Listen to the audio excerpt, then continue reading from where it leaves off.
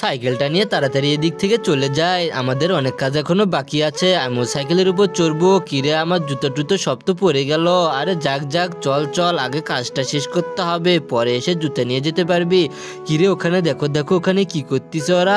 আরে হ্যাঁ, ওখানে তো কাজ করতেছে। আরে আমার গার্লফ্রেন্ড আর আমার শ্বশুর মশাই কাজ করতেছে, চল চল ওখানে গিয়ে ওদেরকে একটু সাহায্য করে ওকে মেয়েটিকে পটাতে হবে। আরে যে করে হোক এই কাজটা আমাদেরকে করতে হবে।